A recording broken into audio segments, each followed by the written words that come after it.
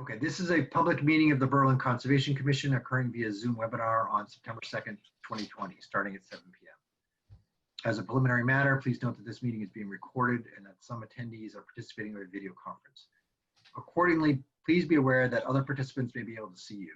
Take care not to screen share your computer. Anything that you broadcast may be captured by the recording. So confirming member access, this is John Aney, Chair of the Berlin Conservation Commission. Permit me to confirm that all members and persons that anticipated on the agenda are present and can hear me prior to me calling the meeting to order. So members and associate members, when I call your name, please respond in the affirmative. So I am here. Carol McDonald will soon join us. No, I'm here. Oh, yay. Okay. Is Walter here yet too? No. Nope. He's coming. Louise Jonda. Here. Liz DiChiara. Here. Steve Beard. Say here, Steve. Sorry, multitasking here. I'm here. I think it's me. Maybe. Robin Berry. Here. And Holly Kennedy DeGrudela. Here. Thanks, Holly. And then Leanne Leahy is assisting with the production. Anticipated speakers on the agenda. Jack Maloney of Ducharme Dillis Civil Design Group will be joining us for the hearing at 7. With a quorum of the commission present, I call this meeting to order at 7:07 p.m. on Wednesday, September 2nd, 2020. Introduction to remote meeting. This open meeting of the Conservation Commission is being conducted remotely, consistent with Governor Baker's executive order of March 12th, 2020, due to this current state of emergency in the Commonwealth due to the outbreak of the COVID-19 virus. Specific information in the general guidelines for remote participation by members of the public and or parties with a right and or requirement to attend this meeting can be found on the Town of Berlin website at www.townofberlin.com. In order to mitigate the transmission of the COVID-19 virus, we have been advised and directed by the Commonwealth to suspend public gatherings. As such, the governor's order suspends the requirement of the open meeting law to have all meetings in a publicly accessible physical location.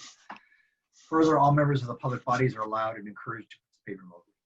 The order allows public bodies to meet entirely remotely, provided reasonable public access is afforded so that the public can follow along with operations of the meeting.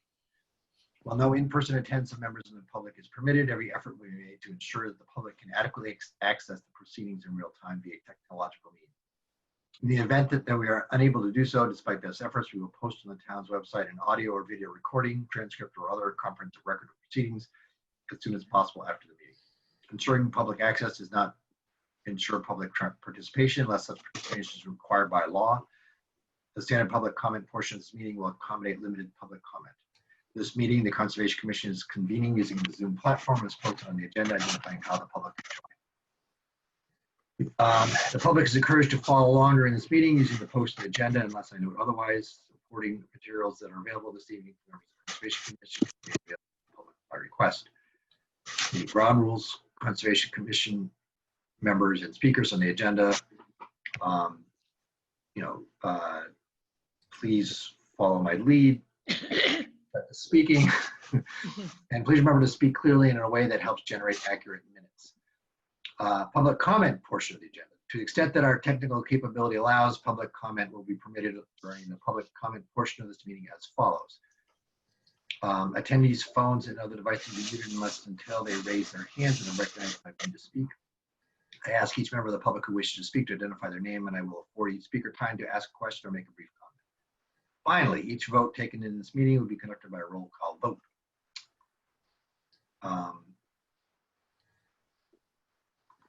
Okay, so that's that. All right.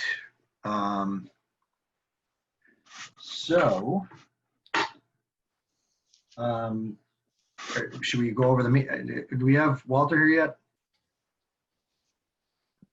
No. Should we go over the minutes? Sure. All right, let me screen share them. Do you know he's coming?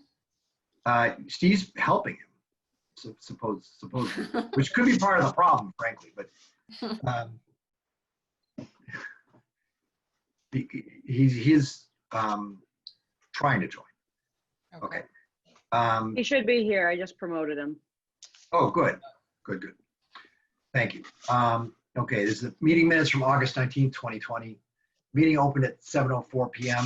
John opened the meeting by stating that it was being recorded and explained the reasons for the meeting being held remotely on Zoom. By executive order of the Governor Baker, due to COVID-19, the town offices are closed to the public.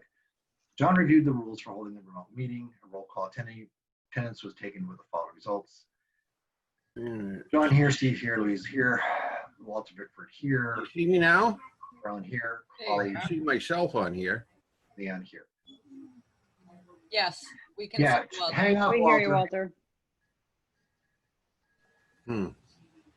Yep, we can hear you and see you, Walter. Walter, you're on. I am on? Yep. Okay. I'm signing off now. All right, thanks.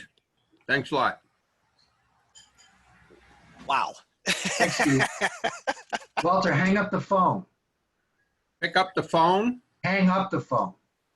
Oh, Hang it good up. idea. Yeah. I'm half asleep.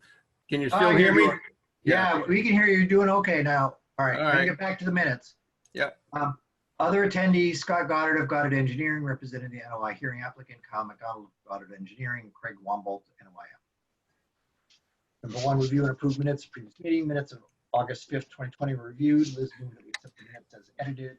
Carolyn seconded the motion, which passed unanimously by a roll call vote. 2, treasury report. No report was given as the treasurer was on vacation. 3, mail notices and forms. Reimburse Liz for postage. Carolyn moved to reimburse Liz the amount of $23.80 for postage and mailing Concom documents. Louise seconded the motion, which passed unanimously by roll call vote. B, reimburse John for chain and locks, possibly from the Wetlands Fund. John submitted a bill in an amount of $129.94 for chains and locks to be placed at the entrance to the trail at Lancaster Road. The purposes of the chains and locks is to restrict pickup trucks from using trails starting at Lancaster Road. Walter moved that we reimburse John the amount of $120.94. The second motion was passed unanimously by a roll call vote, except John abstained.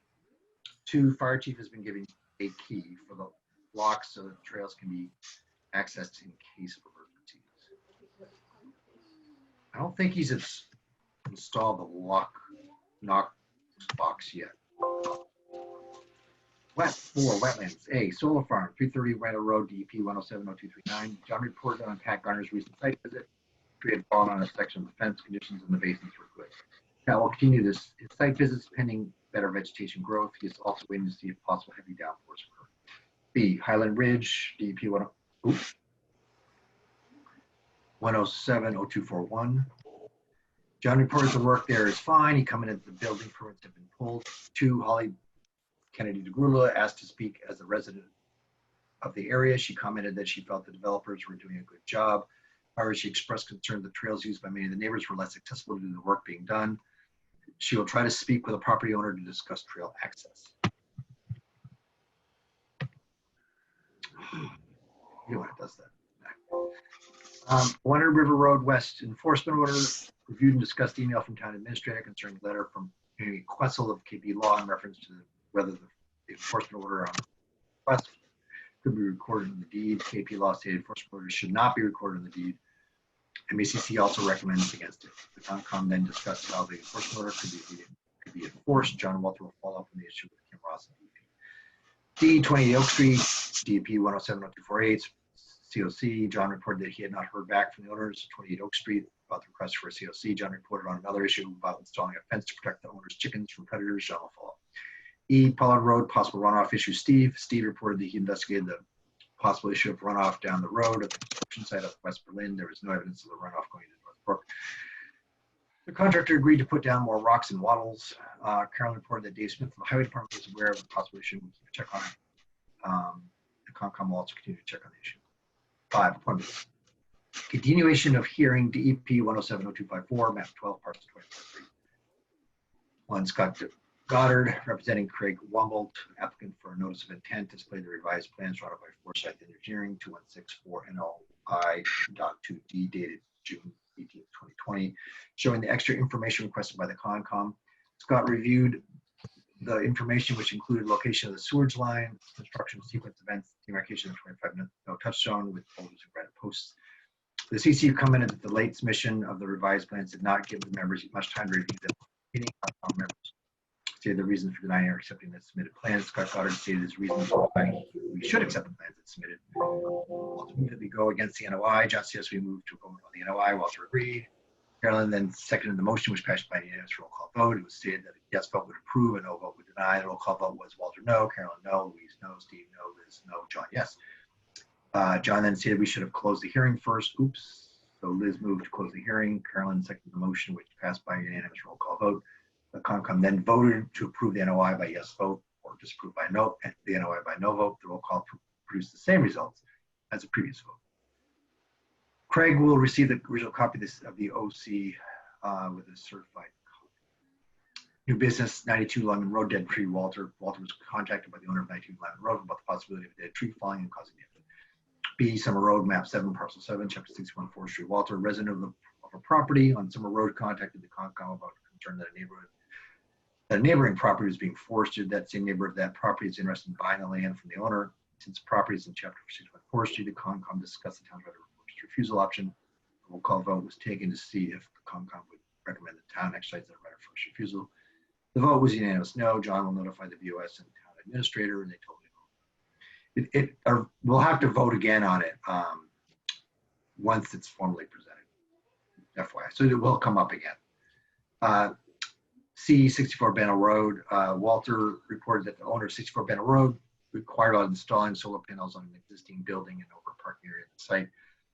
To the Concom recommended the owner file an RDA request for termination of ability. D, 35 West Street, possible wetlands violation. Walter reported on a possible wetlands violation at 355 West Street. It appears that brush is being pushed into the wetlands. Steve will investigate. E, Ross Dam. Walter reported on changes proposed by the state at Ross Dam. 7, Old Business, 7 Buffton Road. Clinton resolution. Walter reported that the platform had been moved entirely off of Berlin land. The ATV traffic at 40 Ks. Walter contacted the environmental police who visited the area and agreed to help police the area. Nouns and verbs.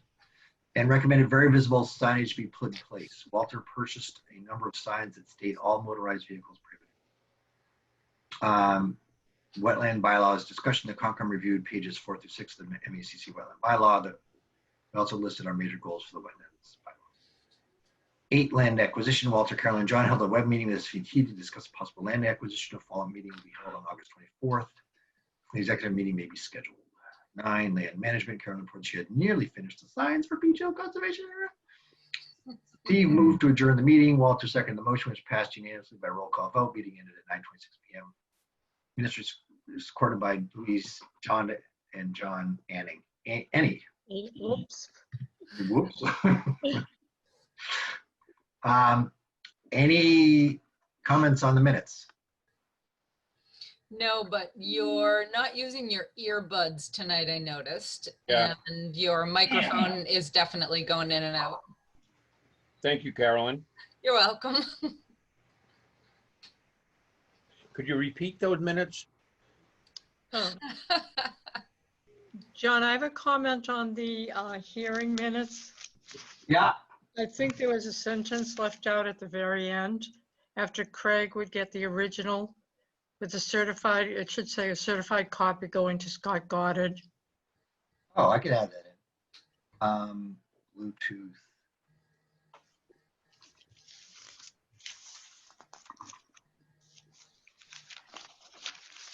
And DEP would get a copy. Put that in. I'll just add that Scott got it. I mean, so where was that?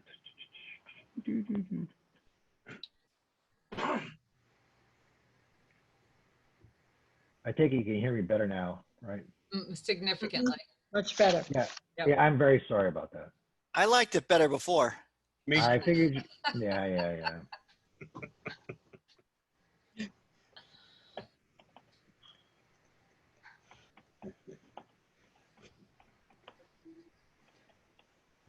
Steve, what was you in the flat penny for this afternoon? I stopped in to get a jug of Dewar's at the bar room there, and you were across the street.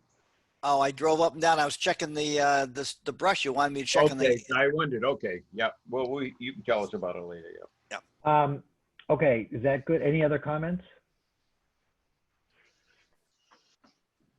Nope. entertain a motion to approve the minutes with the minor addition, changes. So moved. Seconded, third, fourth. And discussion. Okay, roll call vote. John, I, Liz, Aye. Louise, Aye. Steve. Yahoo! I like that. Carolyn Aye. and Walter. Yeah, I abstained because I didn't hear half of them. Okay.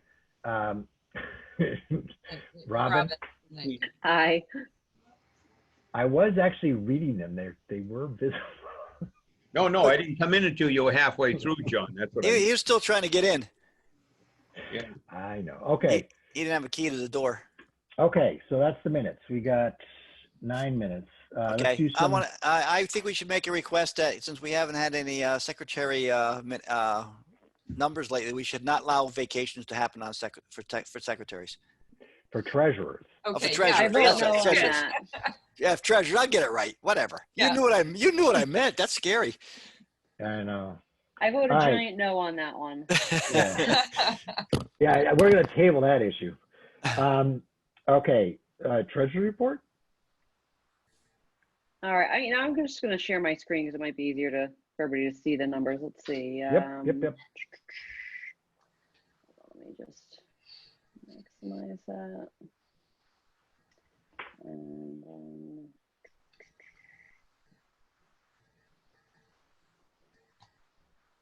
you guys see this PDF? Yes. Yes. Yes. All right.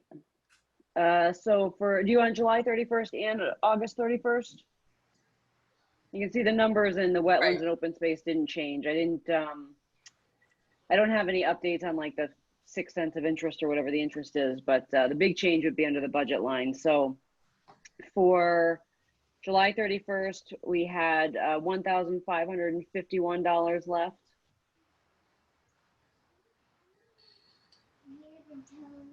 And then for August 31st, with the information that John gave me from the expenses that were approved last meeting, we should have $1,333.61. That big spender, John Aney. I I know. know.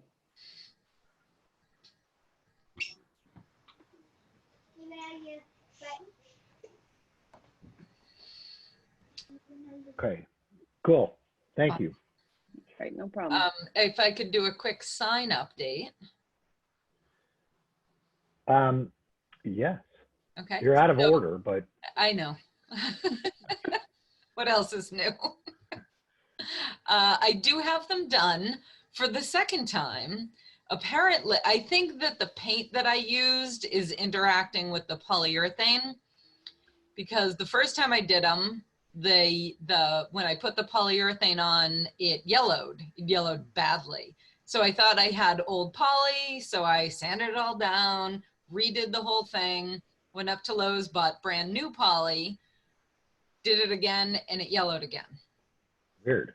So, but I only did one just in case. And then I went up and bought some spray poly, which just doesn't coat as well, so I didn't really want to use it, but that's what I'm using. It's yellowing it a little bit, but so it must be the paint, but the paint is super heavy duty exterior, live It's- forever paint. So It's sepia. It's old school. It's good. yeah, there you go. And I just keep telling myself, they're going to live in the woods on a tree. It's fine.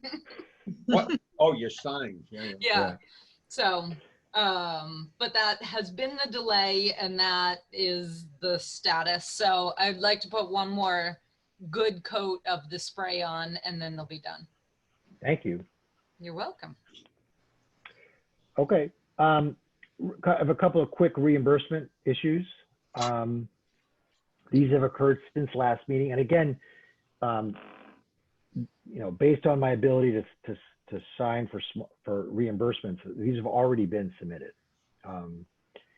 So these are things that we had already discussed. I mean, so reimburse Liz for postage because she mailed out the OC for us from the last hearing. So that was $24.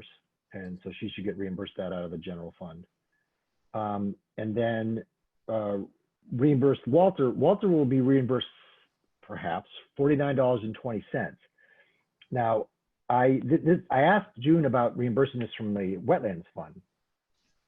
And so what that prompted actually was she sent me a guideline, informational guideline release on the Wetlands Protection Fund. So, and that was interesting. So you can use the funds for wetlands issues. You cannot use them for, there's some things you cannot use them for. You cannot use them for like tuition. You cannot use them for legal fees. You cannot use them for that kind of stuff. But you can use them for Even if wetlands those issues. are wetland related. Right. Yeah. So, but it's pretty broad in that. Additionally, you could use them to help fund the salary of a conservation agent. Oh. So that was interesting. And also there's, you can also use them for a budget offset. And I'm not sure I fully understand what that means, whether that's something that's done at the beginning of the fiscal year or if you run out of cash.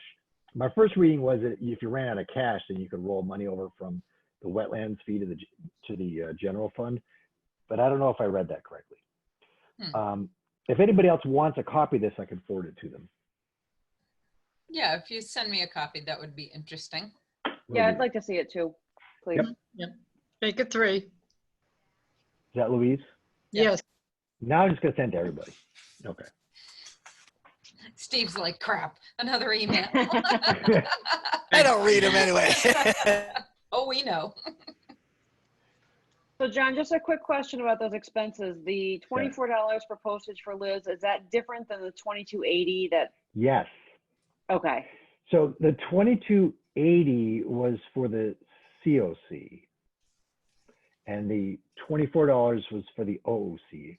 I don't know why they were different in amount, but they Why were. were they so expensive? Just out of curiosity. It was, I mailed with a signature required at their end. So certified mail, and when they get it, they have to sign so that we can And then confirm send that it. they got it. Right. So that's what it costs. It was what, $23.80 and then $24. So it must have been a slightly different weight. Right. Yeah. And do you have a date on that, John? Oh, yeah, I'll have to look it up. If you don't have it handy, don't worry about it. I'll get it from you later. No, you might not, the way I work. So, Get it now. yeah. 8/26/20. Okay. And I already So had Walter's that's from what last month. Yeah, that's when I signed it. So when June acted on it, who knows? I don't know if she, because, I still don't even know which it's coming out of. Whether Okay. I don't even know which Well- accounts. Because eventually, ultimately, I told June that, it doesn't matter that much because it's not that much money. I kind of wanted to see what happened. Yeah, okay. Like I said, I've been driving the poor woman crazy. So I wanted to see what happened. So, but it's not that much money. So it is. I told her eventually that ultimately it doesn't matter which account she pulls it from. But Yeah. if you could follow up with her, she'll be relieved not to discuss it with me. All right, sounds good. All right. All right. So all right. So that We brings have, us. I was just gonna say, we have Jack here from Detroit Armadillos. Yep. All right. So that brings us to our hearing. NOI hearing for 143 Sawyer Hill Road, DEP 107-0255. Interestingly, the DEP got a number in pretty short order. Yeah. They had no comments. Anyway, so we will open the hearing now. So Jack, why don't you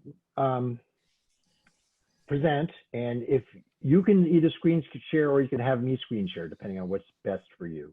I can screen share my CAD drawing because I have it up on my other monitor here. So if you want to do that, it's got all sorts of nice colors on it and everything. So, All right. but anyway, I'm here on behalf of Plastridge Realty Trust, Lot 7, number 143 Sawyer Hill Road. A few of us were out there this afternoon for a site walk. We took a look around at what's going on. We do have a proposed, do you want me to share it now, John? Yes. Okay. Thank you.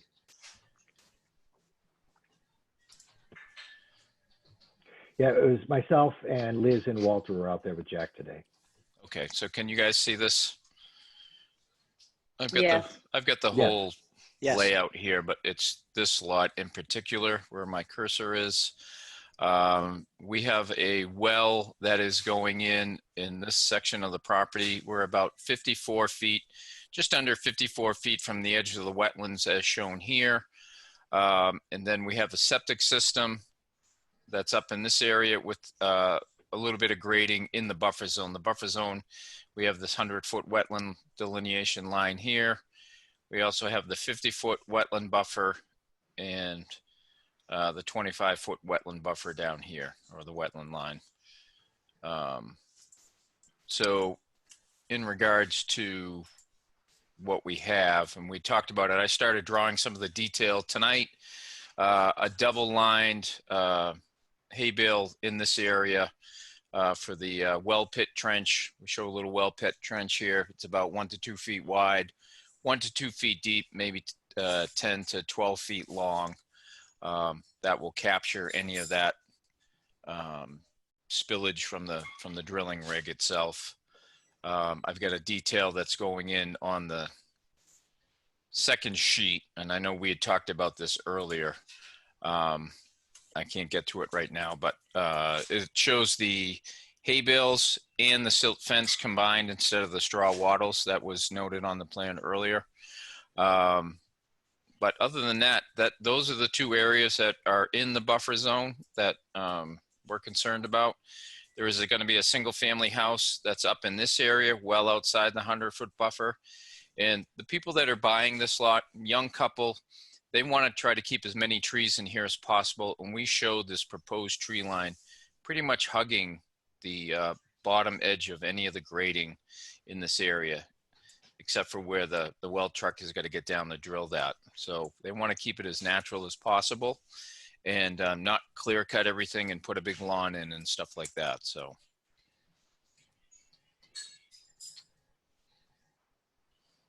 Excellent. Right. So I can email the plans to everybody. I'd emailed the NOI. I didn't realize I didn't also include the site plans because I had them mailed to. They were mailed to the Conservation Commission, so I had access to them. I was looking at them. What I noted to Jack today is on the plans, it showed just straw wattles, although the general notes reported siltation fence plus straw wattles. So I asked him and he agreed that the plans would be redone to show, wattles plus fencing with towed in or embedded, fencing.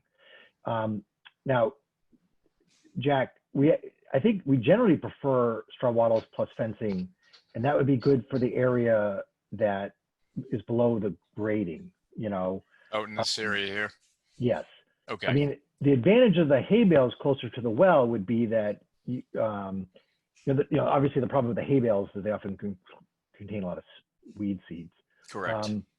The advantage down there is that, they may be more, particularly if they're doubled up, is they would be better effective in containing the scree that comes from the well drilling itself. Okay. That's acceptable. I don't have any issue with that, and I understand the reasoning why, so that's fine. All right. Walter, Liz, do you want to comment on the site visit? Yeah, I feel it's all right. I think it's all right the way they've got it designed. The flagging looked pretty good. Yeah, we went down there, we might, as a question, it seemed accurate to us. As a wetland scientist, it seemed accurate. There might have been a foot one way or the other, but it on a practical level didn't make that much difference.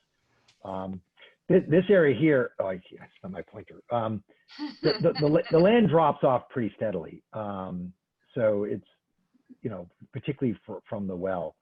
The wetlands is actually below, when you're standing down the wetlands down there below the well, you're actually below the level of the retaining basin. The retaining basin's above you. That water level's above you there. Yeah. There's gonna be some fill brought in. Steve's our fill guy, right? I didn't understand that there was fill being brought in. Jack, is there fill being Yeah. brought in? For the septic area that we talked about. Right, When right, we- right. Yeah. Corner. And I was looking for, maybe you already said this, the 20-foot no touch line isn't showing up on this one either, huh?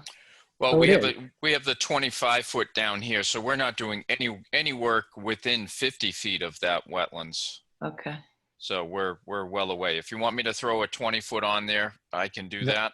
That's No, she meant 25 feet, I believe. okay. Yeah. All right. Any other thoughts? I definitely was concerned when I looked at the NOI and didn't see this or a similar plan included with that. So John, you said you have plans that show Yeah, that? yeah. So let me exit full screen. I think Jack has to stop sharing if you're going to. No, I'm going to email it to you, everybody. Oh. Because it's basically it's what he has, but his actually picture is better. So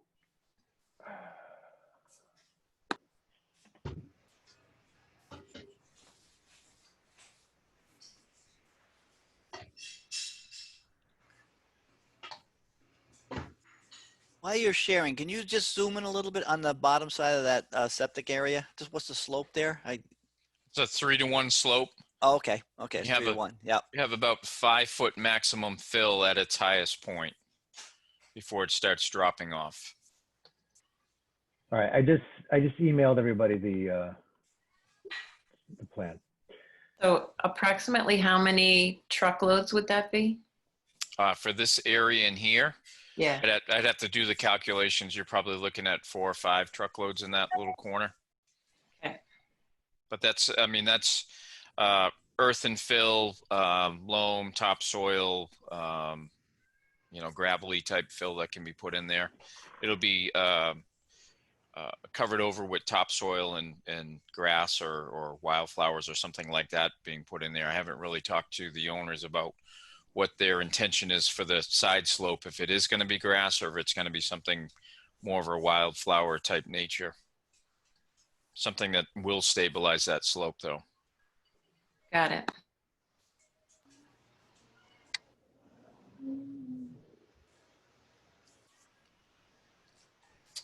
Other thoughts or concerns? So I'm just looking at the plans now. Okay. And these plans are referenced in the NOI, something to, Oh, or- yes. Yes. Okay. I mean, the with the date and all. Yeah, I'm going to be revising the plan to add a few details on that we talked about in the field today. So there will be a revision date Okay. that will be submitted to the board or the commission.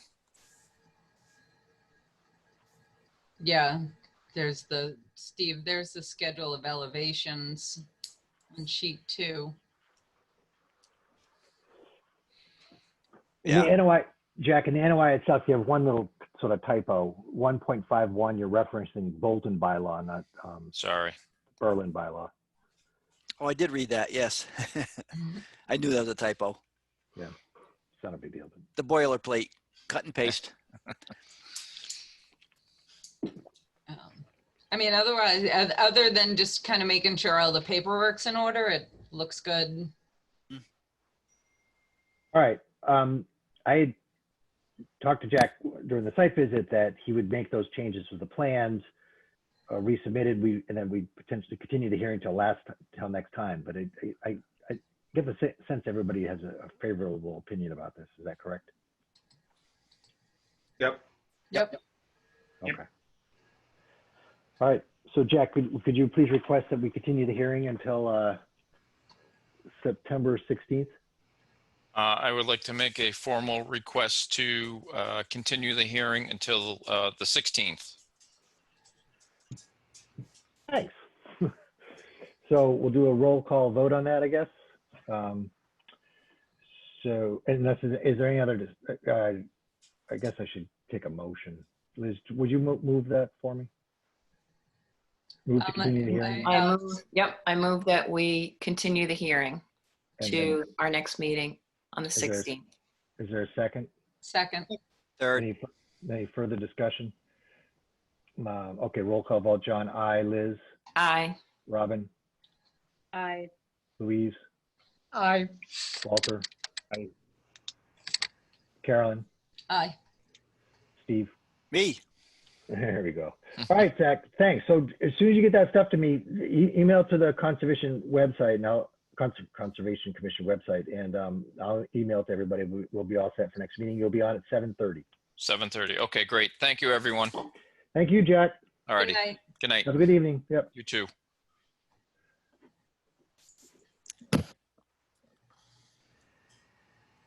Okay. All righty. I didn't have any mail notices or forms, which was weird. Anyway. Number 4, wetlands, some updates. So the solar farm, I will allow me to.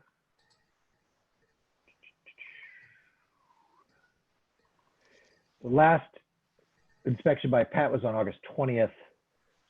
Basically, things looked about the same. Yeah, he hasn't given me a follow-up, given us a follow-up. Again, the plan had been to, see how the site responds to some large rain events, and then, then discuss at that point, lifting the enforcement order.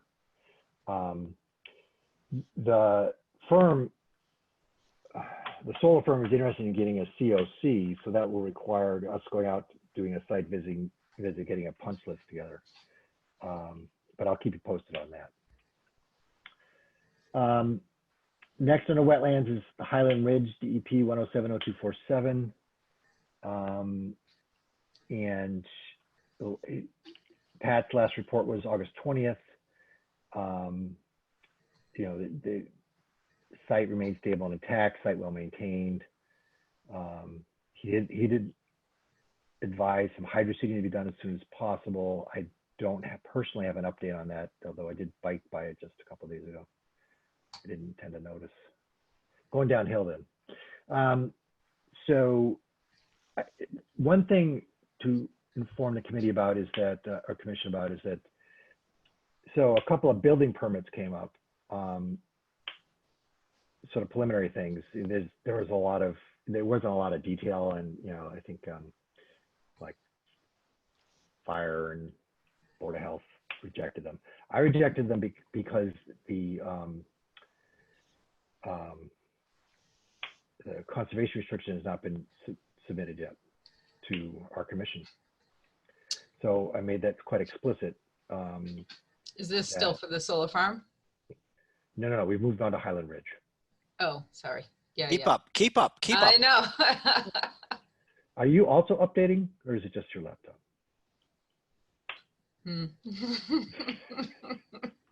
okay. John, could you repeat that about the building permits? Yeah, some building permits have been submitted to the town for building on that property on Highland Ridge. There were multiple issues. There were some other rejection issues. I rejected them. So there's a little red button you push. I rejected them because the conservation restriction has not yet been presented to the Conservation Commission, and from there to the Board of Selectmen. Good work, John. And that did get their attention. Somebody tried to upload a PDF, which failed, but then I pointed out that it doesn't really matter if the PDF, it has to be formally presented and approved by us first. So that's where that stands. Us and our attorneys. Yeah, all that kind of fun stuff. Yeah, exactly. I have a question. Are they building according to the original plans, or have they submitted new plans? I haven't the slightest idea. I know the answer to that. Oh, I do too. Well, go ahead, Holly. Well, I guess I just was gonna, first I'll just say that I did talk to Steve about the existing trails, and Good, I was going to ask you about that. Yeah, so he's all for it. What I'm going to do is mark where the trails are so that when they move forward, they know where they are, and then he's going to incorporate them into the project. And that was a big concern of mine. And then also, yeah, it's totally not what we've approved. I already saw some things that were not on the plan. So that's what I know. Anyway. Well, I know that they formally came before the planning board to ask if they could increase the size of the units by, it's like 103 or 107 square feet.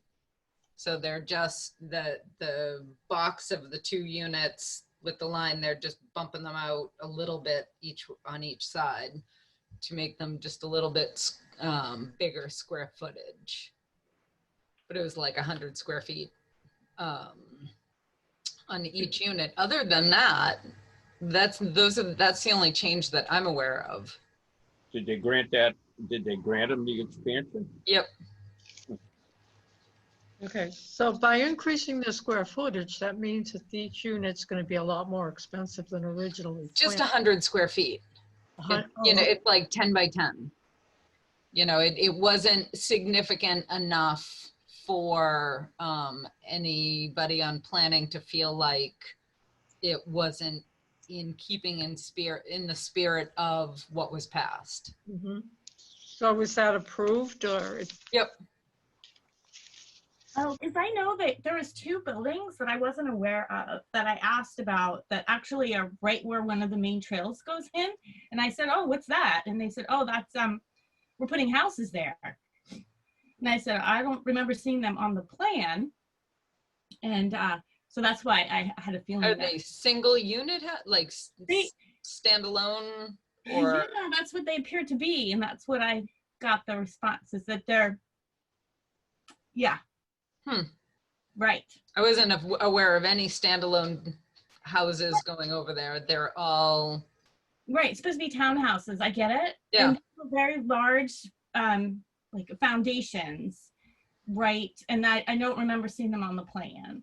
So I just said, oh, okay. But there's a trail here, and they said, okay, well, we didn't know about that. So that's when I got into the conversation with the Russos and stuff. But then I talked to Steve and he said, oh yeah, no, I didn't know about certain trails. So go ahead, you can mark them so we're aware, yada, yada.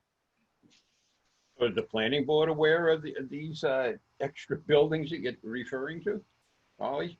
I don't know. Why don't you just give somebody a buzz there and find out? Okay. right. And the plans that have been approved, the building inspector is the person whose job it is to make sure that what is approved is what's in the field. Correct. So my understanding was there's the circle, and then the houses were going to be around that circle. Where I'm seeing these 2 buildings are going in are not in that circle. They're set back, pretty much on the edge of the property that abuts Duncan's land.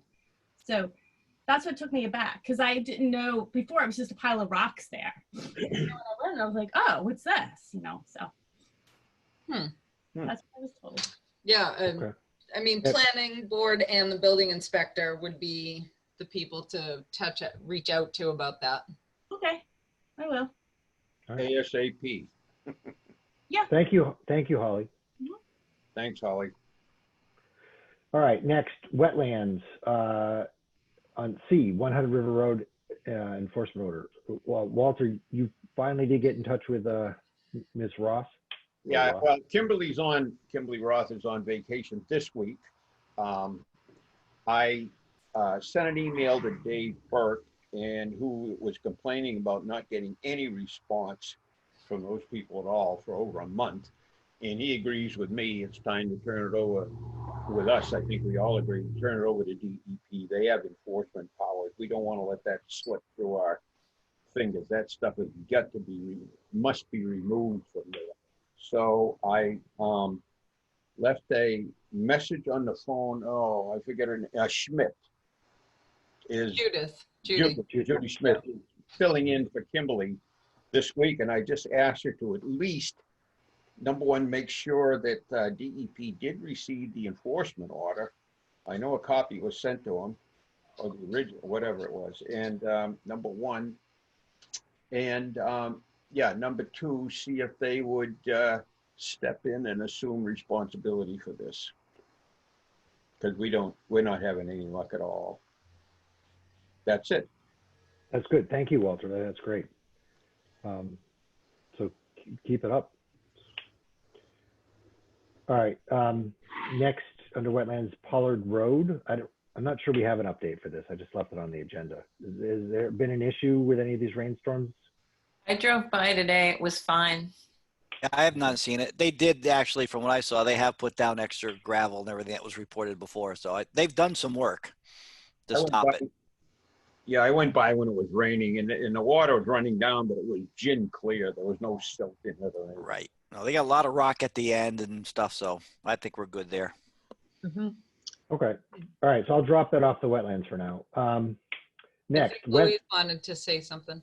Oh, I'm Okay, I sorry. did hear from Lucy that she checked it one day when it had been raining fairly hard, and that the water was coming down the road, but whatever what they had put, the rocks that they had put at the end was keeping the water from going out into the road. Okay. Good. Thanks. All right. So I'll drop that off our wetlands list. Next, West Street. Steve, did you have a chance to go look over there? Yes, I was actually there today too. I've done it twice. I'm not seeing I guess with Walter, I'm not seeing the big brush. There's one house way down where I saw some brush on the side, but it looks like, it doesn't look, to me, it looked more like they cut some brush back on the driveway and just dropped it there. It didn't look like it was like a fill or anything like that. The leaves were brown, so it didn't happen recently. Unless I'm not in the same place you're thinking of, Walter. Yeah, I was going to rush over to see if I could catch you before you took off, but you left. Well, I'll look at it again tomorrow. In my view, they were filling in a wetland. So Okay, take a picture. Yep. Because that way I know exactly where you're looking at. Because I looked at, there's like 3 houses along there. I looked. Yep. And I was good. Actually, that's why you saw me stop to the side of the road and let all the cars go by so I could drive by slow. Yeah. And I was kind of looking and I said, yeah, I did see one where some brush was. The leaves are all brown, so it happened a while ago. Yeah. But it looks like it wasn't, to me, it didn't appear to be fill. It looked like they just trimmed some branches back for the driveway and dropped them there on the side. I'll look at it tomorrow. Okay. Thanks, guys. Before we leave this issue, I just want to mention that the other house on West Street, 276 West Street, has been sold. The one I saw a moving truck. Yeah, did we issue a COC on that? I believe we did. I thought so, yeah. That's the one that Liz got reimbursed $20.80 for. Ah, the 2380 one. Ah. Okay. Okay, good. So we'll keep our eye on that particular West Street thing. Next under wetlands, 28 Oak Street, DEP 1070248. I spoke with Rosanna. We had a very pleasant conversation. She had actually been in contact with Dave Burke about the chicken fence appropriate siting thing, and that's been resolved. Dave's sort of said, gave her some guidance, and that sounded fine to me. When I ran by there this morning, I didn't notice any troubles looking through the woods. And then I mentioned to her that, she could apply for a COC if she'd like, but there's no particular hurry. And she talk to Dave about it. So I'm going to drop this off of wetlands too, unless there's any other concerns. Okay. Okay, new business, bike versus horse. Keep the horses, get rid of the bikes. No, Absolutely. You got it all backwards. No, I think bikes and horses get along just fine. Sometimes it's the people, the problems. About 2 weeks ago, somebody contacted SVT because they're the monitors for the Sawyer Hill Conservation Area, which is part of the whole Brewer Brook area. It's the uphill part of it. Because apparently, a cyclist came around a curve, spooked a couple of horses that reared and dropped their riders. And a couple of the riders were injured, not severely, but injured. And so, they contacted SVT about what should we do about this terrible accident? Everybody agrees it was just a terrible accident, nothing malicious. I had sent some peppered SVT with some follow-up. They CC'd me. I peppered with a bunch of questions like, was the rider from the villages? Who apparently it always had been BZ Benson that was a contact person, but apparently there's a larger group that she's part of that are the conservation monitors. It was sort of left that we work on maybe putting up a couple of signs just for caution. I pointed out that it's a low frequency event.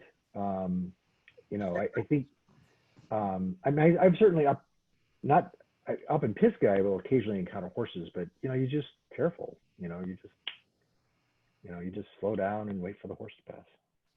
Well, I think usually, oh, sorry.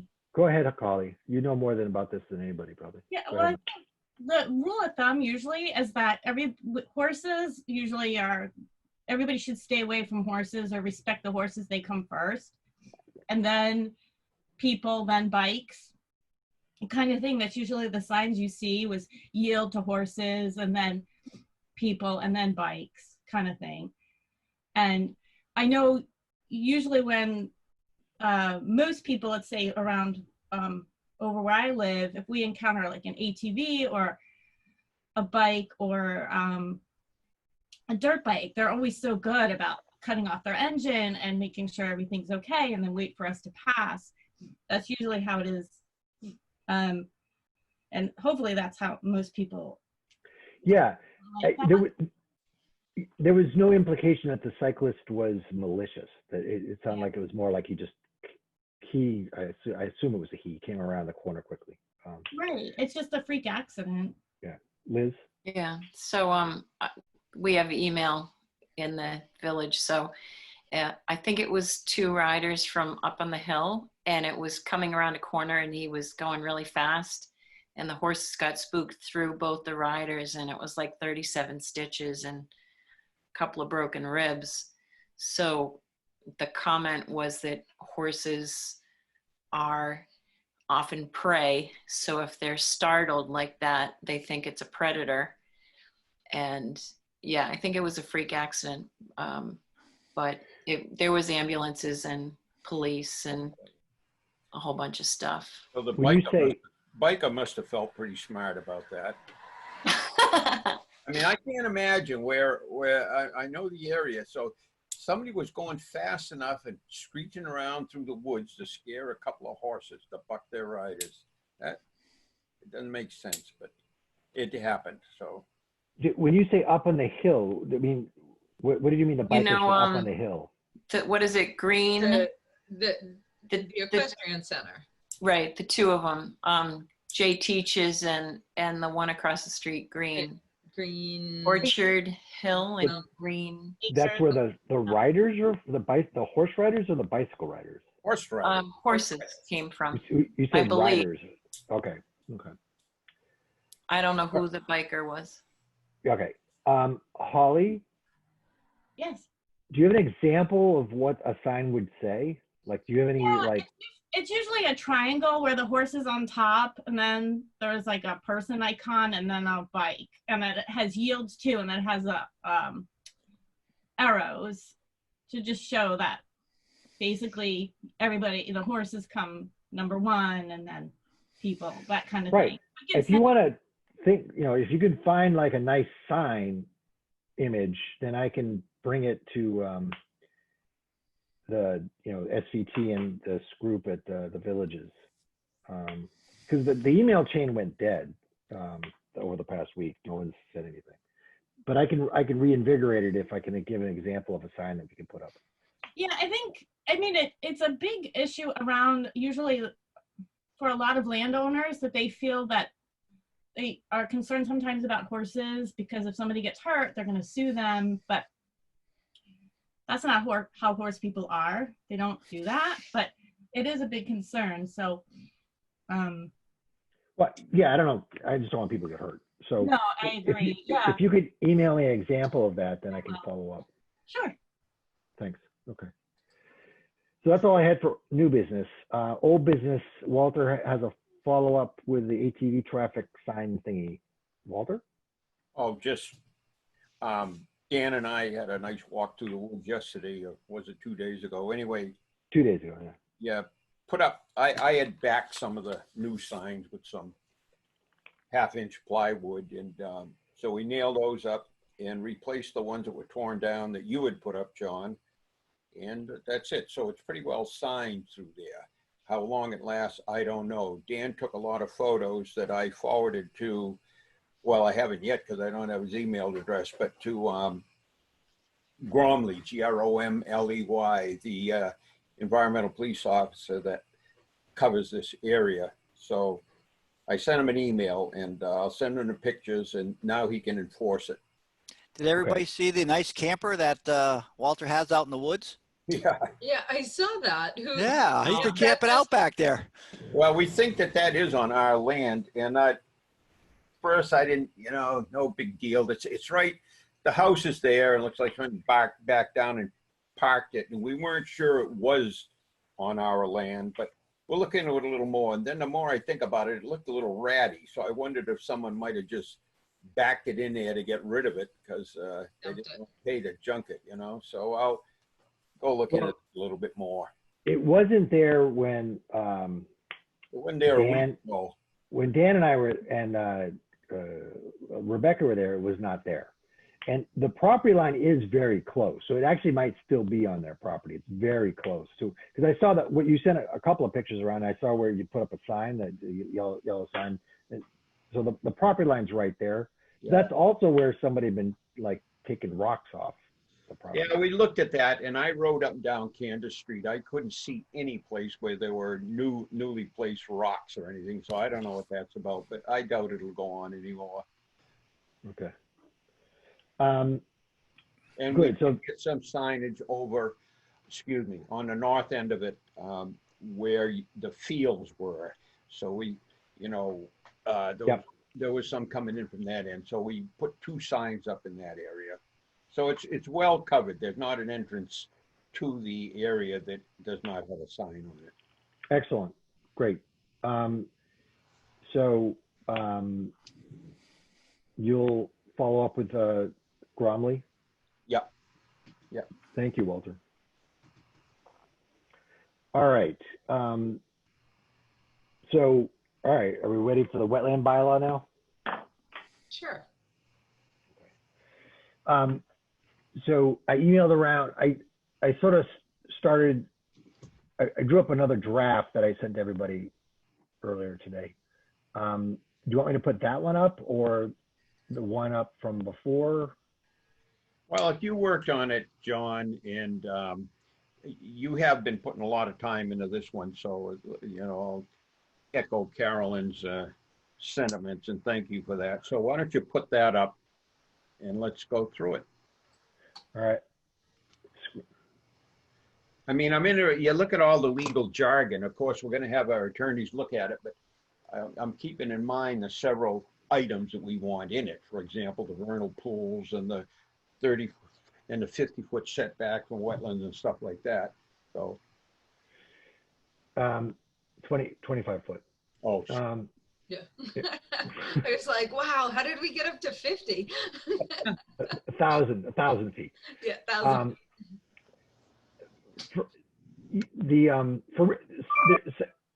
Ouch. So can everybody see this? no. Yes. How can I blow that up? Yep. Huh. Oh, yeah. Got it. So in the first paragraph, on a purpose, I think for some reason the changes I made there already didn't show up on track changes, but I really don't know why. But I just basically took out the stuff that applied to the seashore. Yeah. And added in like town of Berlin and stuff like that. So then number 2 under jurisdiction, the first sentence there talks about sort of like, the stuff that isn't allowed. That's a lot that really comes from the Wetlands Protection Act. And then my first note is on the vernal pools. And so this line just says vernal pools, but then under definitions, I'm gonna go straight to definitions, okay? Yep.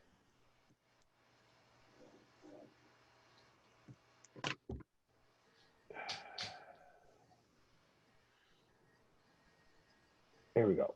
Vernal pool. So, so this definition includes both certified and non-certified vernal pools. Right. So, and Carolyn, you were correct last time, and I was incorrect about that 100, 200 foot thing. That was under the note 8. So this vernal pools are now under our jurisdiction, which means they have 100 foot Resource area. Right, your buffer zone essentially, the same, Right, yeah. So as whereas if you can, some people have defined vernal pools as including the vernal pool plus 100 feet, and that would be 100 feet on top of that. I misunderstood what you were saying before, but that's a bit much. So I think just to have the vernal pool plus 100 foot resource area is good. What do you mean by 100 foot resource area? No touch? No, it's a jurisdictional area. So similarly, like if we have if you think about any vernal pool or potential vernal pool becomes a wetland. Even if it's, it also meets criteria for isolated land subject to flooding. So if there's a vernal pool that's not connected to any other wetland, under the current bylaw, under our current actions or our current abilities, that's designated essentially as an isolated land subject to flooding, which we have no jurisdiction over. And it has no protection. And so therefore no protection, right? So under this, it will have the 100 foot yes. buffer zone, but it will also have the 25 foot no touch. Yes. Correct. Yes. It should have more. Right. The And 25 feet is pretty good. Right. Again, if somebody wants to put a shed 50 feet off the vernal pool, it doesn't say they can't do that. What it says is they have to come in and we talk about it. Correct. Incidentally, I looked at that map. There's a map of the vernal pools. And as best as I can determine, there are just about 80 vernal pools in the town. Well over half, I would say 60 of them are either in wetlands and already protected or on conservation or otherwise protected land. So that drops, the count way down to 20 or 25 of them. And then I still think some of those, I haven't been the map is very poor. I can't get it to work right. I've got to have the property bounds and look at it a little bit more, but there probably isn't 30 vernal pools or 25 even in the town that this would impact. And one of them that it would impact is on my land. I have a vernal pool not in a wetland, and I wouldn't care if it had 100 foot no touch on it, but the 25 foot no touch for a vernal pool is not adequate. It should be 50. Well, we still have 100 foot of jurisdictional distance. Right. So, I don't know. I think again, 25 no touch, 100 foot jurisdiction is, I think, a good place to place a stake. I think if we get, it's 100 feet more than we have now. All right. Exactly. I mean, let's put it in perspective too. I mean, the fact is, as I looked at it, and then again, Dan's going to get me a good map, but the question is, you look at these vernal pools, do we need any protection? I mean, that situation that happened a couple of years ago was terrible. And as I look at it, I don't see that happening again. I mean, as I say, they're already protected, or they're on areas that are never going to be built on anyway. They're isolated. So it isn't a big deal. So I'm not going to argue the point from that perspective. Yeah, the way it is all right. The 100-foot buffer with 25-foot no touch is all right, given the status of the town now, since we lost the best vernal pool in the state, probably. That was incredible. Yeah, it was Another terrible situation. So, okay, thank you. You're welcome. On to ponds. It says the ponds of any size. So there is a separate section here and a note and a comment in MACC handbook about, the size of the pond. And right now it's 10,000 square feet, which is 100 by 100 roughly. Or exactly. The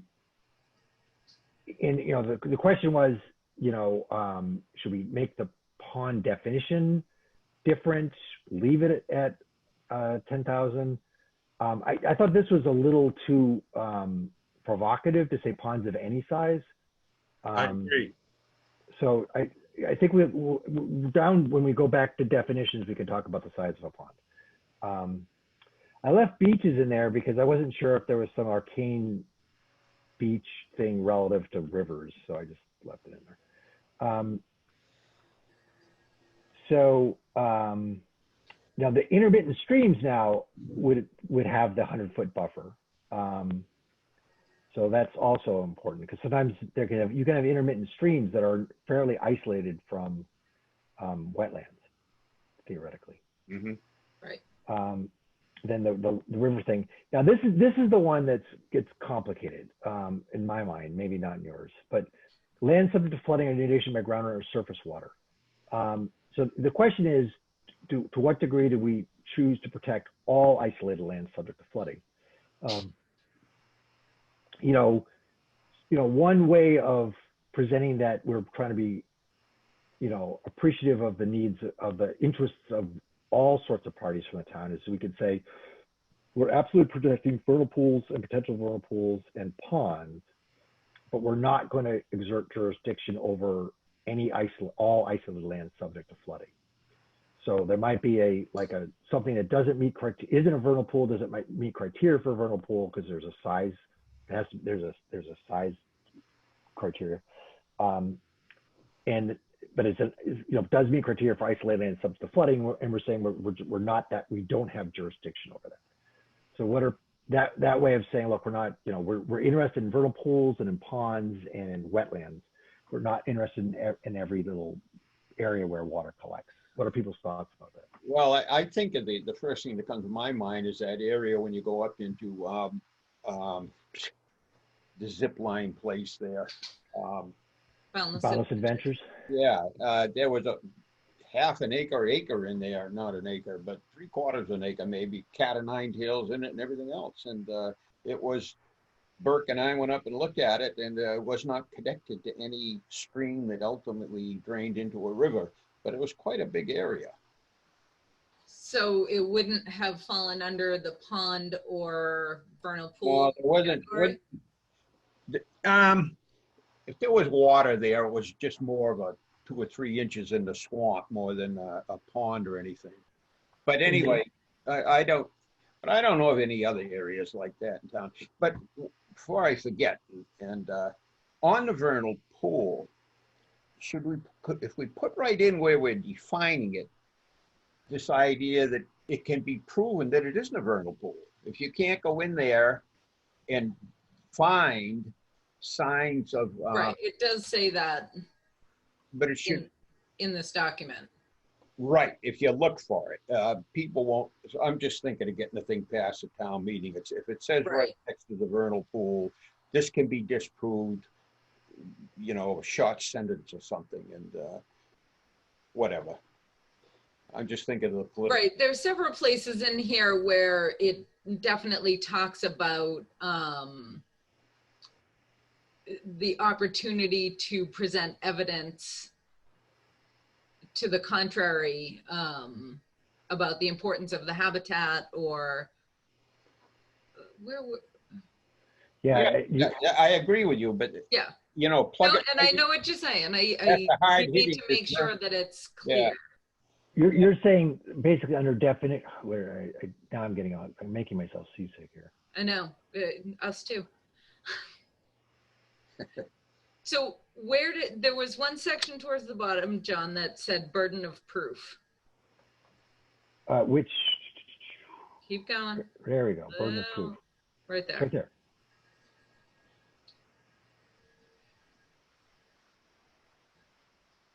Right. So it actually has its own section, Walter. Yeah. Well, I mean, dude, I'm just thinking when people are going to read, they say, oh, God, but right under, there's a sentence says, you know, that you said a little while, you stated it well a minute ago, that it can be disproved, you know. So I can look into the, I won't do it right now, but I'll just make some X's here. Yeah, if you agree, fine, right? But I just, it struck me. Yeah, and because I think there might be something in the MAC handbook that I could put in there that so people would say, oh, okay. Yeah. Yeah, that's not a bad idea. They should know that there's an out for them. This isn't, we're not running around like gendarmes here. Right. And we're not trying to protect every puddle that may have a frog in it. Right. It's so that's my question here. Should we say that, I mean, we could do the opposite of what they're saying, is saying that, you know, isolated land subject to flooding that do not meet the criteria for vernal pools or ponds are not subject to jurisdiction under this bylaw. Yeah, it's something that's good. Yeah. Sounds good to me. Run that by Greg McGregor, he might hire you. I've got a job. I bet his real job pays him better. Yeah. Yeah, a little bit. Yeah. All right. I'll fill that in later. Okay. So the note next is the no disturb zone. Again, you could either put this in the regulations or the bylaws. I thought it would be much better to put it in the bylaws. Excuse me, can I stop you right there? I'm sorry. I'm embarrassed to have to admit this. What the hell's the difference between we passed the bylaw and then we do regulations afterwards? Yes. It was quite clear on that, how that works. So you're right. You shouldn't be embarrassed because it is confusing. So the regulations essentially clarify or add further detail to the bylaw. So, for example, under permits and conditions, you know, they talk here about like, we can charge you money, you know, but it doesn't say how much money, just that we can charge you money. Okay. And then later, so when we approve the regulations, we can do this in a hearing. It does not have to be in an all-town meeting. So we can have a hearing about it, approve the regulations. If there's objections, we could have another hearing and say, okay, we'll modify the regulations. So if we want to say that the permit fee is $100 and then we realize, well, that's not enough money, then we can, then we can change it later to $200. So we don't have to put that into the bylaw. So we don't have to change the bylaw every time we want to. All right. Yeah, that's what that means. But the bylaw is the law and the regulation is just fine. All right, fine. Right. It's kind Further of like interpret the bylaw. Constitution and the I just had it too. All the papers that were written to clarify the Constitution. Yes. Okay. It's not going to come to me now. I had it a minute ago. Bill of Rights? I'm having that problem. Oh, amendments. No. It'll come to you if I start talking. Yeah, It'll be you like start magic. talking and I'll just blurt it So out. the no disturb zone, no regular activity should be permitted in the no disturb zone. Structures included but not limited to porches should be. So that's the 25-foot no touch zone. I use the term no disturb because that is a phrase they used in the MACC handbook. The commission may allow certain regular activities or structures in a no disturb zone or a buffer zone where the applicant demonstrates that no practical alternative exists. This just, it's one of those situations where somebody's really there's a compelling case. It just allows us the opportunity to make exceptions for extraordinary circumstances. And then the agricultural thing, you can see how good a typer I am. Typist. I just re-emphasize that the agricultural stuff does not apply with the no disturb zone. These are things that are grandfathered in. You can't start disturbing the no disturb zone and claim that you wanted to grow summer squash and just these are, because it's all under 310 CMR 1004. That this is like agricultural land that's been in existence, not new agricultural land. Yep. So far, so good, John. Okay. Applications of permits. This, I didn't really change any of this. From the Right. template. Never mind. Okay. I don't really have anything to say. I didn't have anything to say about this. Right. So I guess my biggest question is, do we foresee any time where someone would be applying for a permit under this bylaw that they wouldn't then also be filling out an NOI or an RDA or an ANRAD? That's an interesting question, and I don't know, because there's language in here that would suggest that could happen.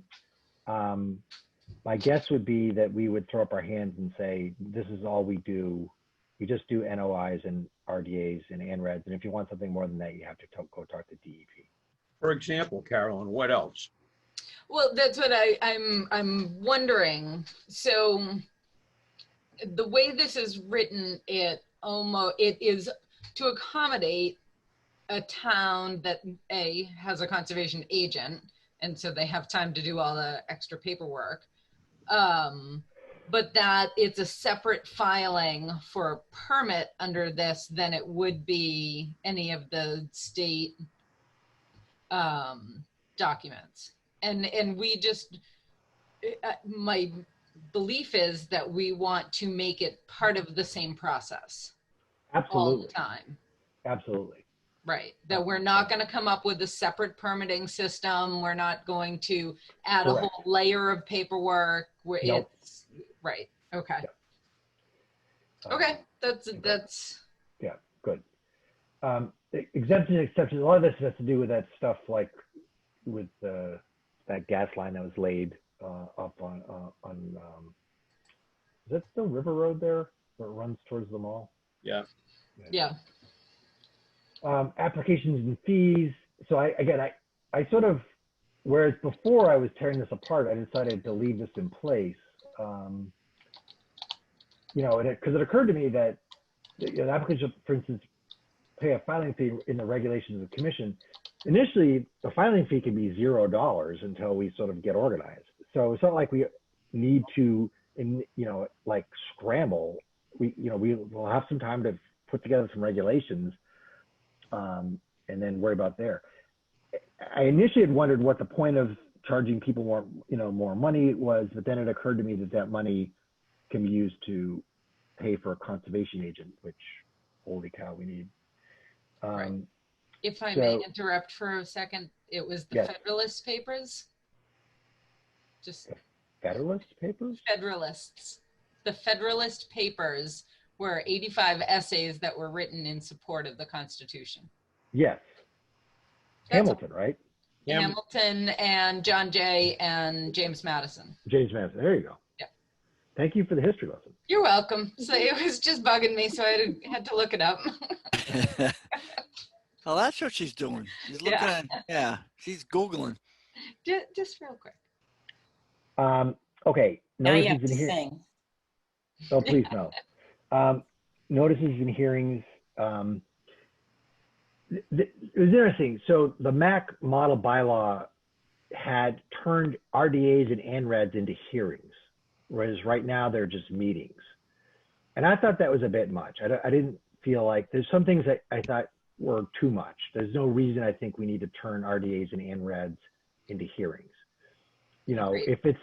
if it's a positive RDA, it automatically becomes a hearing because it becomes an NOI. And ad reds don't come up very much, and they usually turn into an NOI eventually anyway if they're going to go forward. So I felt like it was sort of unnecessary to impose that. That was my opinion. I agree. Okay. And then this thing is, again, you know, I'm still fine with 100 feet, I think. I mean, this across bodies of water, I'm not sure there are any bodies of water that apply, but, you know, because the MATC boilerplate had 300 feet, but again, I just don't think that's necessary. And I don't know if anybody else disagrees. In Berlin, there's a fair chance that the same person who's 100 feet away is the same person who's 300 feet away. It's a good point. I mean, we can Go to 200 feet. I was gonna say, throw a dart and pick the middle. 100 feet is only 30 paces, 33 paces. So We can make it 200, that's fine. Yeah. Okay.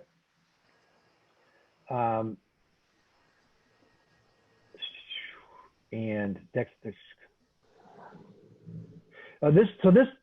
came up tonight. So Jack Maloney was very pleasant when we had the site visit, and I talked to him about the issues with the wattles and the fencing and stuff like that. He had no problem, sort of agreed ahead of time that he would ask for a continuation.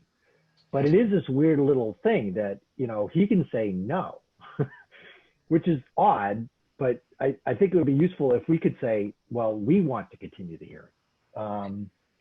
So that would be part of the bylaw. It seems like a useful thing. Does anybody have any issues with that? well, that's a good idea. Yep, I agree. Mm-hmm. Okay. Blah, blah, blah. We- Go ahead. No, just saying we got our favorite wetland special from Northborough in here, and he could want to not give us the right, but we knew we would want to do it. I think that's good, Joe. Right. Yeah, Well, good. it's always to their benefit, because if we're looking for more information and we can't make a decision based on the information we have, then we're going to deny it. Right. Right. So it's So- always to their benefit to agree to an extension, but it is better for us to have the ability to extend it regardless. Okay, great. Again, so the coordination with other boards, this was very formal. It required a lot of paperwork, and I thought it would be better for us to have our informal connections with the various boards. So I just deleted the whole section. This requires that someone, like the applicant, send by certified mail to all these other boards, and I just didn't think that was necessary. Well, if we have a good internal with the town manager now, that might be adequate. But I mean, there's been 3 or 4 incidents the last couple of years where other boards should have known what was going on. Including us. Right. Like, Mhm. for example, that darn situation on Dudley Road where Kasuf busted off a house lot in a house that had a cesspool running into the wetlands, and he couldn't put one any other place on the lot. The planning board should have notified us, and we should have looked at that. Right. And again, well, because this bylaw wouldn't apply to that at all. And I think the solution is for us to just work on having good relationships with the other relevant boards. So it was my inclination to strike this entire paragraph. So is that something also that could be added to the regulations Yeah. Oh, yeah. later, that if we decided that that we as a board need, like not even making the applicant do it, but just like make it say that, we'll put something in everyone's mailbox kind of thing. That sounds good. Yeah. Or email. Yeah. I Right. like that. Or, I like or that. some sort of notification, but You know, it wouldn't be a terrible thing if like, at the beginning of each meeting, we do our minutes and then we do our finances. If we also then had a copy of every other board in the town, Board of Health, Planning Board, Zoning Board of Appeals, it notified us and we go over those and decide, do we want to look into this? Should we send somebody to it? That would be good government, but I don't know. That's something Margaret ought to look into, I guess. Yeah, all right. No, those are all good ideas, but let's, I just want to get back to this thing. Permits and conditions. I didn't have a whole lot to say. Oh, so this is a tack on paragraph. And this is what, you know, commission may establish in its regulations. My point is we have the no disturb zone right in the bylaw, so it's not part of the regulations. Right. And, you know, I didn't think like we needed this explanatory note for the regulations because we're going to have regulations. So I just took that out. Yeah, and if people saw that going into regulations, John, they would think, well, wait a minute here, we're empowering you people to go and do things without coming to town meetings. So that I heard people refer to that. What are you going to do in the regulations? So that's a good idea, striking that out. Okay, good. And then down here, oh, I just highlighted this. This is to prevent research, the commission requires applicants to avoid alteration wherever feasible. The commission require wildlife habitat study. So this is something that's added in. It's you know, we can, you know, this would actually be for a bigger project, not for a lot of these smaller projects, but we could say, well, we demand a wildlife habitat study before we will permit anything. So, you know, that would be very useful if one of these large pieces of property got sold off. And then this is, this is the other part of the vernal pool thing. So the commission shall presume that all areas meet the definition of vernal pools under section 9 of this bylaw, including the adjacent area, perform essential habitat functions. This presumption may be overcome only by the presentation of credible evidence, which in the judgment of the commission demonstrates that the basin or depression does not provide essential habitat functions. Any formal evaluation should be performed by an individual who at least meets the qualifications under the wildlife habitat section of the Wetlands Protection Act regulations. So this is what you're referring to earlier, Carolyn, where, you know, where they can prove something isn't a vernal pool, but they have to prove it. Right. Okay. I just couldn't think of where this, I'd read that before, so oops. So I guess to kind of Walter's question, because I'm not driving, it's hard to know exactly where we are in the document. Does it make sense for this paragraph to be where it is, or do we want to put it earlier in the document where Walter had said we should have a sentence that says that? That's a good question. Thank you. Permits under, yeah, that's not a bad idea. I can cut and paste that sucker. And put just it right put it up earlier. Yeah, that's a good idea, Carolyn. Right. Where was that vernal pool part? There it is. Did you find it? No. It I'll was just put a note that page 1 or 2. Let me see if I can make you dizzier. Yeah. I'll just might it cut and paste. Okay. I didn't have any comments about this part. Again, this is just sort of boilerplate.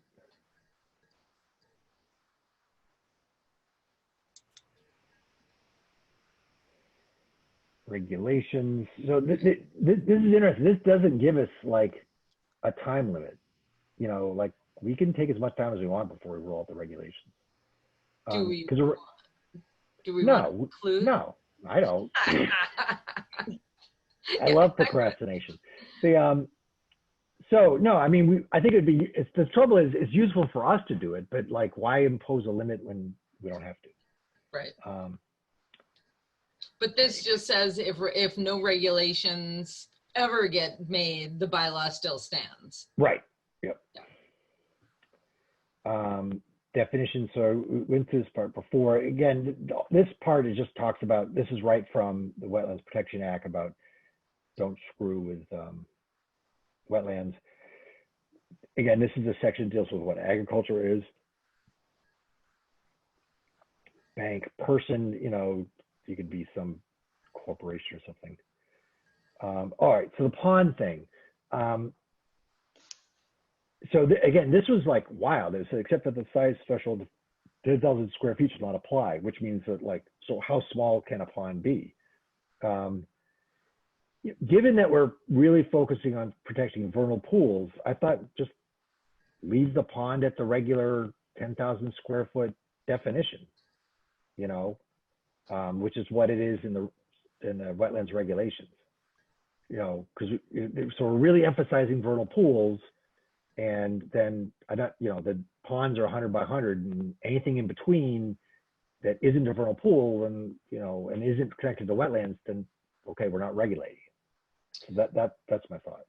Right, and the only other, I mean, we don't have that many ponds in town, especially that aren't agricultural ponds, and those are exempt anyway, correct? Yeah, yeah. Right. So, I mean, the biggest pond is Gates Pond, and I go swimming in there a lot at night when you're not Yeah. supposed So did we. The kids were always playing. Anyway, so rare species, vernal pool, I'm gonna blah, blah, blah.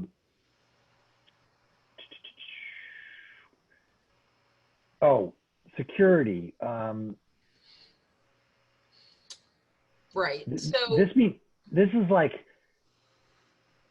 this sounds, they really, I put big city stuff because it did seem like something where, you know, if somebody was coming in and clearing 40,000 acres, putting up something and stuff, and then they needed to put in, you know, put down a big deposit to the town because of all the troubles. And it just didn't seem like it applied to us. That's not something that's ever come up in my tenure with the Conservation Commission. I don't know about you, Walter, but No. Right, so ahead. like a project the size of River Bridge, maybe a project the size, like there's probably only 2 or 3 incidents or pieces of property that are big enough to even potentially warrant this. And I believe that planning board does this anyway. Okay. So it wouldn't necessarily cover conservation related issues. But I think you're right. You know, at first I was thinking about it and I'm like, maybe we should keep it in there for larger projects. And I'm like, how many larger projects are we potentially going to see? Right. And again, to the shorter the document, in some respects, there's an advantage to making the document shorter rather than Sure. longer. And it could be scary. Right. To people, you know, unless there was a way to define the size of the project. Without being able to define the size of the project, I don't want it in here. If we were willing to define the size of the project, we could keep it, but. That sounds like a month-long project itself. Right. Okay, good. Next, under enforcement. So the part I highlighted here, I'm pretty sure this is illegal.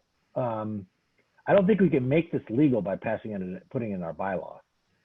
You remember, I think it was Amy Quessel that came to a meeting a couple of years ago. Yep, there's Supreme Court precedent about this. Yeah. So State Supreme Court, I think, but. So I'm a little against. that we can't give ourselves authority to trespass on private property. Strike it, All right. and move along.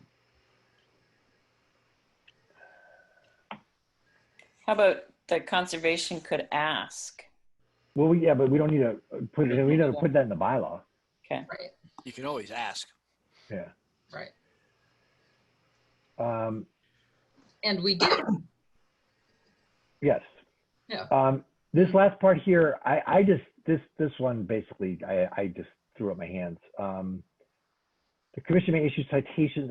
if you're reading the MACC handbook or look at the note 10, which is in the original, I took it out, the notes, I guess they're X'd out at the bottom, but the town has to pass this first, and I don't know. I just had no idea. So what is this even for? To find them. But we. So if the town has already passed a bylaw that allows the issuance of citations, I don't think but we. I don't know if they have. I have no idea. Walter? I don't think so, but all I'm thinking about is River Road there. If it gets to be a pain in the neck to us, turn it over to DEP. Right. Let them handle it. Yeah. All right. I'll try to follow up on this and see what Margaret Right, has but to say about it. I would lean towards just striking that. Yeah. I would. Yep. Yeah, me too. All right. Strike it. You get the vote. Well, I'm going to ask Margaret first. Okay. The burden of proof thing is. Oh, wait a minute. So go up just again for a second. So we have, so in this paragraph above it is our ability to fine. So. Right. I don't know how connected those are. That's another thing. This is really a question for lawyers. Yeah. So. Oh. Well, I don't know if you need this to do that. One of our goals here is to get in, right. Right, is to be able to find people. Hopefully we'll never use it, but the threat of a fine carries a lot of weight. Right. So I don't know if you need this to do this. So that's why I wanted to follow up with Margaret, Okay. or perhaps or maybe she can give me permission to talk to town council, stuff like that.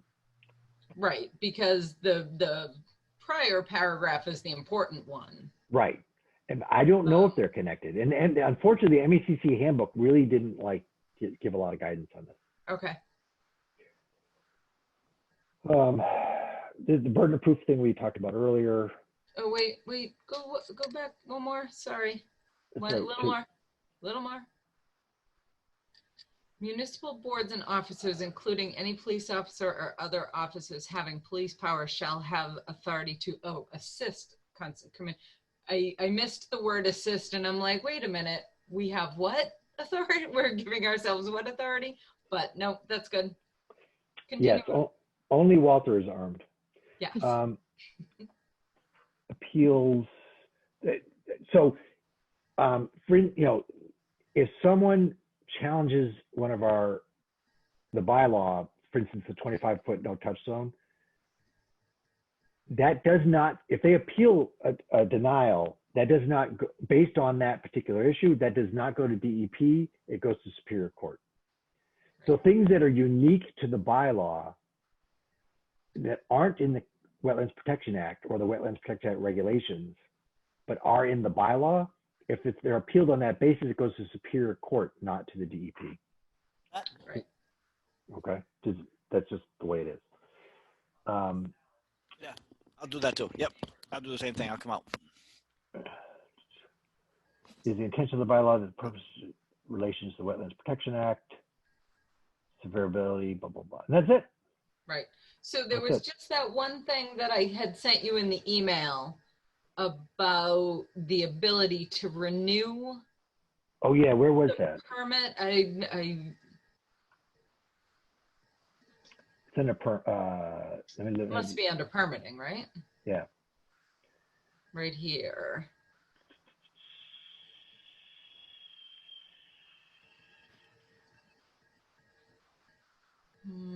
Go to the first paragraph in this section. Wait. Oh, did you find it? Here it is. Notwithstanding above, the commission in its discretion may issue a permit expiring 5 years from the stated date for recurring or. Right. I think that should be 3 years. I think it should be the length of an NOI. Because then you start getting overlapping time periods. No. Do you remember we had that thing about the train, the rail people, CSX, and their spraying? Yeah. That was a 5-year renewal. That was a 5-year renewal, but this says that the permit is good for 5 years. The first issuing of the permit is good for 5 years. For recurring or continuous maintenance work, provided that annual notification of time and location work is given to the commission. So this.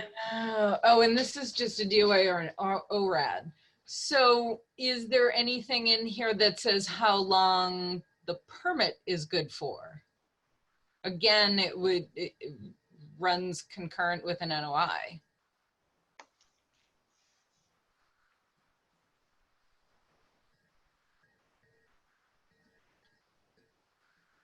I don't know. Right. I definitely see what you're saying here, that this paragraph isn't about that. Right. But we should, and again, maybe that just goes in the regulations. I don't know if that matters. Yeah, this may actually be reflective of sort of like regulation stuff that they just put in here. Like there are some parts where the handbook was very specific that these things are based on precedents, and so don't screw with them too much. Sure. A comment on that? Yeah. Okay, so it says the commission in its discretion may issue a permit expiring 5 years from the date. Does that mean that we have leeway? We could do 2 years, 3 years, 4 years, up to 5 years? Yeah. Right, but again, that's just for a DOA or an ORAD. But the more I think about it, the more I think I would like to put something in here that says the permit, any permit issued under this bylaw, I don't know exactly how we want to word it, but basically, however long the NOI is good for, that's how long the permit's good for. If you go for an extension on your NOI, you have to go for an extension on the permit as well. And that all of the dates run at the same time.